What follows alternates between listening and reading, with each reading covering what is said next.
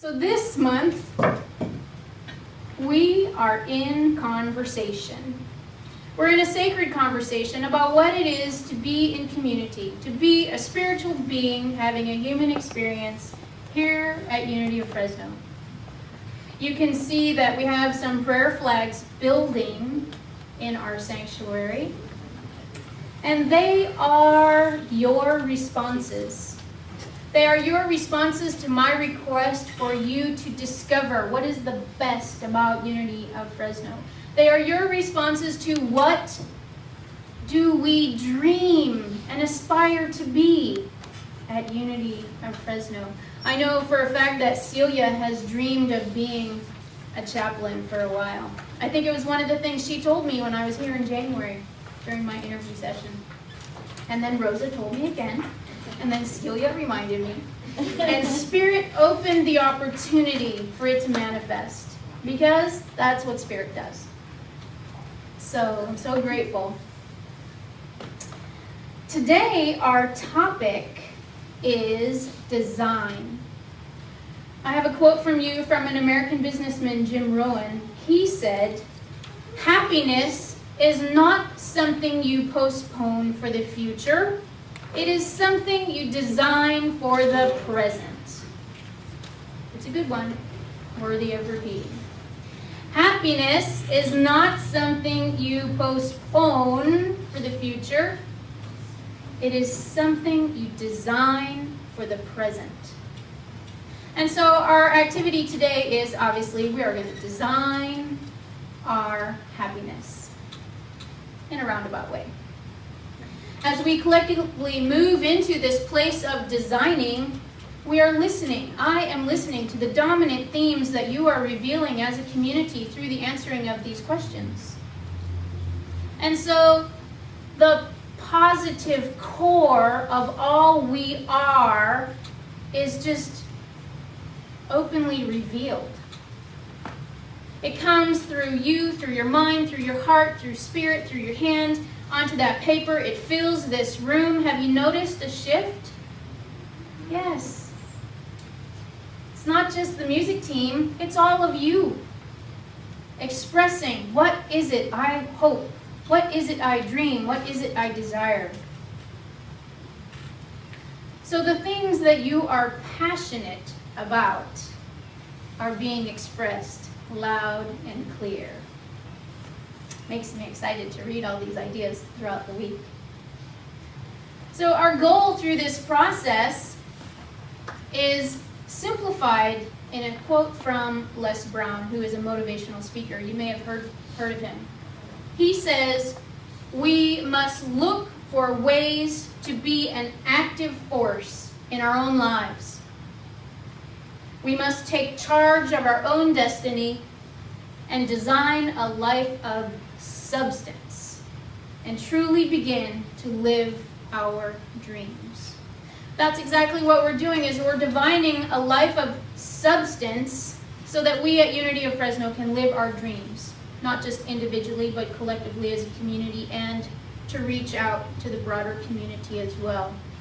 People have told me that they want to be an impact on the entire state of Colorado. I almost said Colorado. California, and maybe Colorado too. You know? Why not? Colorado. That's right. I'm going through all those things, and putting on the web. It's like Colorado's right by California now. We're sending an emissary here from college. So I see it often. Yes, and we are sending our high school graduate to Colorado. So they better take good care. They know me, so they will. Good. Yes. So how is it that we take charge? Who's here willing to take charge? Awesome. I got volunteer slips on all of you. Those of you who know how I put teams together yeah. Boy, those hands went down fast. I know. It's too late. I already have their paperwork and their contact information. So how do we design a life of substance? How do we design what we want?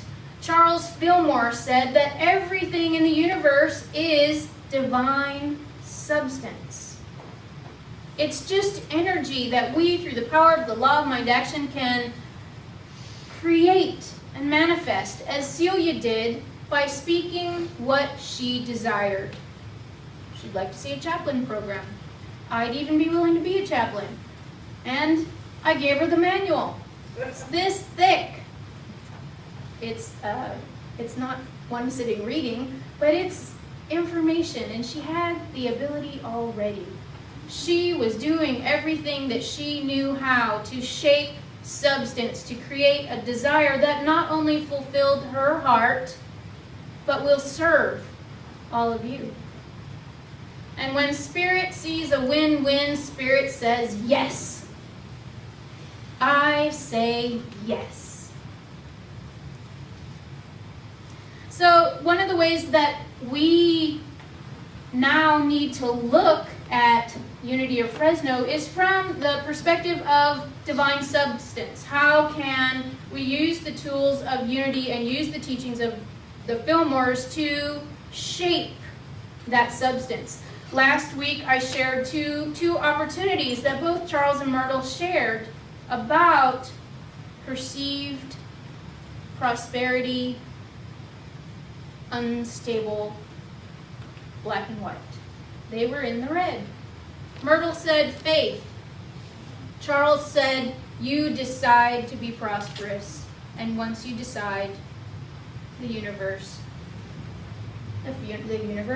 pours forth opportunity to make that happen. And so that's what we're doing now. We are in a place of deciding. We're in a place of designing what it is that we want to be as we move forward. In the Gospels of both Matthew and Luke, it says, ask, seek, knock. Ask and it shall be given. Seek and it shall be found. Knock and the door shall be opened. Amen. Amen. Don't get me started on the amen so soon. So in this process of discovery, of dream, of design, moving towards our destiny, which we know is thrive, because it's on the wall, that we have turned the corner of taking our hopes and our dreams from an idea stage, as is outlined in these prayer flags and summarized on the wall. We've turned that corner of shifting the energy. It all goes from a divine idea in substance to a divine idea in you to a level of activity. We now must be the hands and feet of the divine here on earth. Ready? Ready, set, go? All right. So not only what must we live from that constant connection of God that I know, that you know is your DNA. Y'all remember what your DNA is? Divine nature activated. Very good. When we live from that place, we can be like the image of Mother Teresa. We can be like Gandhi. We can be the change we desire to see in the world. Hands, feet, be. We are human beings. It should be simple. It's part of our title, our label. We love to label things, don't we? We're human beings, and so we get the opportunity to be what we choose, to support the ideas that are important to us. Another famous quote from Les Brown that I love says, too many of us are not living our dreams. We are living our fear. Who here is living in fear? Did you come here intending to live in fear? No. Come on, who here volunteered at the pearly gates? Not that we believe in the pearly gates, but who here said, I want to try that? Well, no one? Maybe just a little? Sometimes we need to experience the opposite so that we can learn what we want. Who here has ever tested the opposite? Oh, yeah. Oh, yes. You don't raise your hand, you lie. Thank you.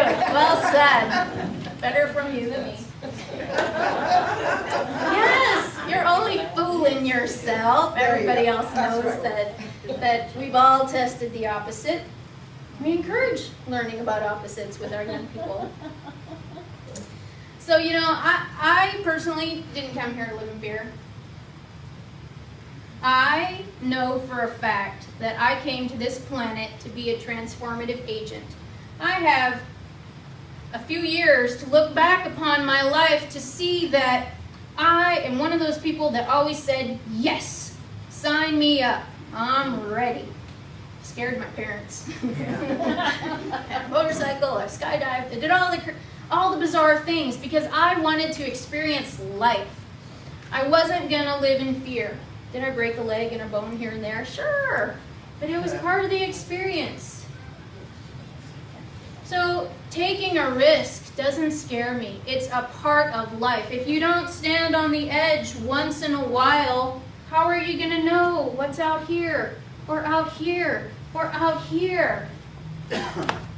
How are you gonna know how magnificent it is to be amongst you all? And so I'm going to encourage you to stand on the edge as often as possible. You young people only have a few weeks left before school starts. Don't tell your parents that I'm encouraging you to stand on the edge.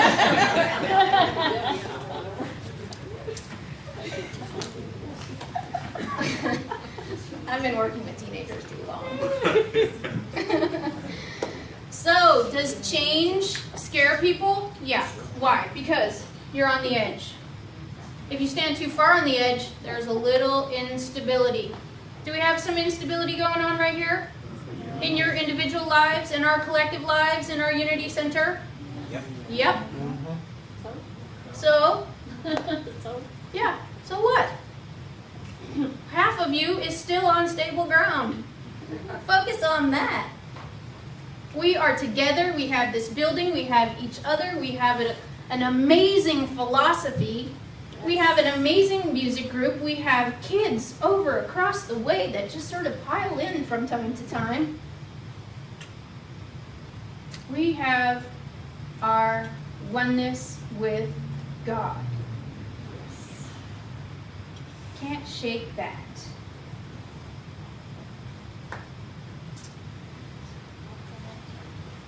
So I came here to be a transformative agent, is what they call it. Someone who goes in, stands on the edge, stirs the pot. Have you noticed any stirring? And through the chaos and the dust, I'm a gardener, you gotta dig in the dirt before you can plant the seed, before you can have the flower and the vegetable grow. It's just a part of the process. We've talked about change throughout the time. And as we move through that process, it always comes back to we need to be the hands, we need to be the feet, we need to be the ones doing the work. And the song that was selected for this morning and the images to support it, the first time I saw it through, it just made me cry. Because it has truth. We are here to be servants to one another. It takes an entire community to support the entire community. It takes the entire planet working together in alignment with one another to support the planet. Will that happen in our lifetime? I don't know, but I'm going to hold the high watch. There's another way that we each must serve, and that is about letting go. All right? Last week we talked about dreaming a dream so big for this community that God had to absolutely be in the absolute center. And there was no possible way that our human brains could figure out how it was going to happen. That's how big of a dream I wanted you to write down on these yellow sheets. It was awesome. And we talked about stories that we hold. Sometimes we hold so tight to a story that it captures us. And I invited you to create a new story. I know some of you that I saw throughout the week said to me, I'm making a new story. Didn't you? Yes. And so I challenged you, and I'm going to challenge you again today, right now. You ready? Take a deep breath. I'm asking you to let it go. Whatever story, whatever idea, whatever a past expression about Unity of Fresno you have a grip on, or worse yet, has a grip on you. Ooh, busted big time. Okay? Here's how we're going to practice. I am going to invite you to unstuck your story. The way we're going to practice that is you're going to unstuck your bottom from the seat that you're in, and you're going to move to a different seat in the room, sit next to a different person. Up, up, up, up, up. Up, up, up, let's go. Don't sit next to the person you came to church with. Come on now.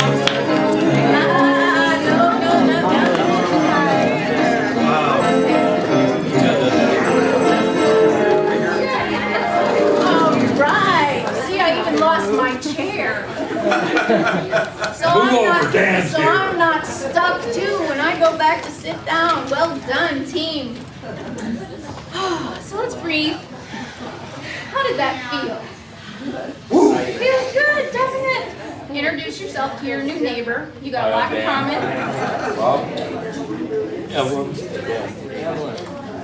And one of the other things you said in all of the answers you supplied on these prayer flag sheets is that you love to be in service. So I will be watching you at fellowship. Make sure that you spend some quality time with your new seatmate.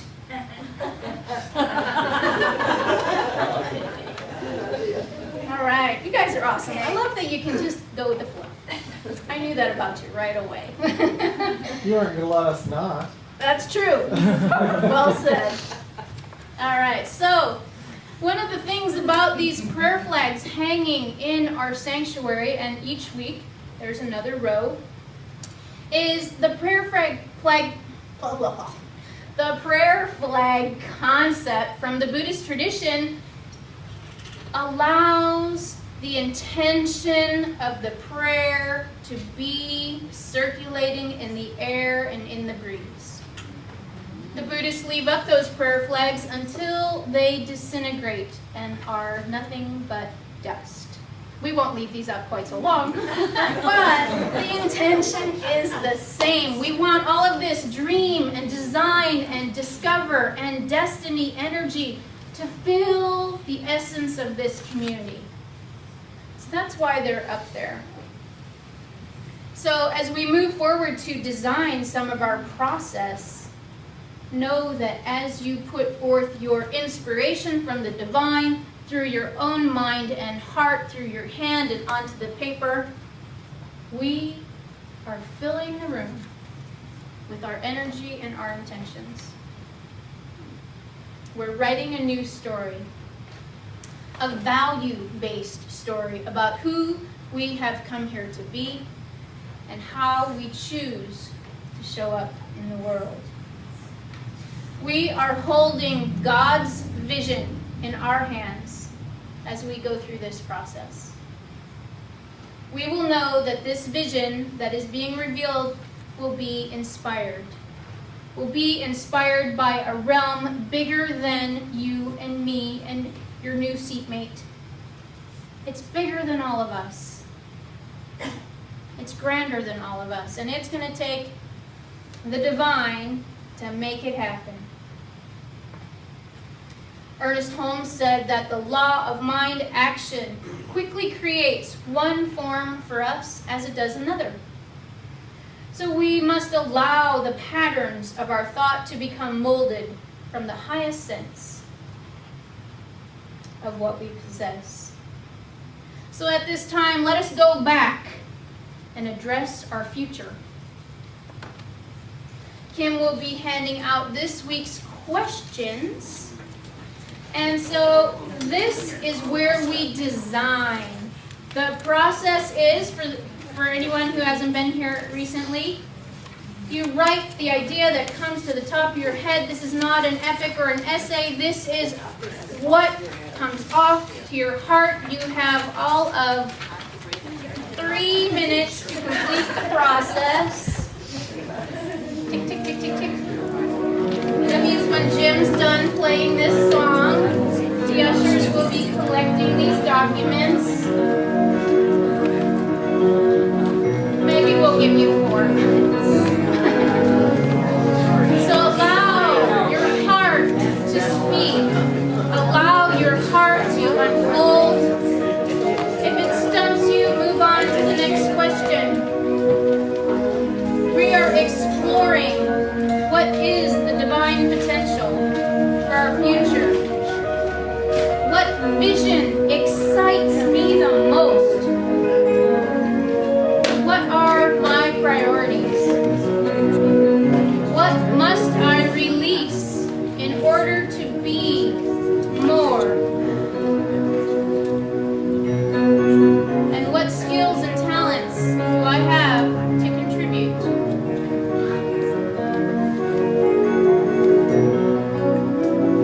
Allow God to work through you. So just know that in this sacred activity where we have this sacred conversation about community, we're allowing the voice of the divine within you to become the voice of the divine of the collective. And we dream from our unlimited self, knowing our oneness with God and covering pure potential as we have now given the voice to the invisible us. It is positive, it is sacred, it is love in action. It is our truth. And so it is, and so we affirm it to be. Namaste.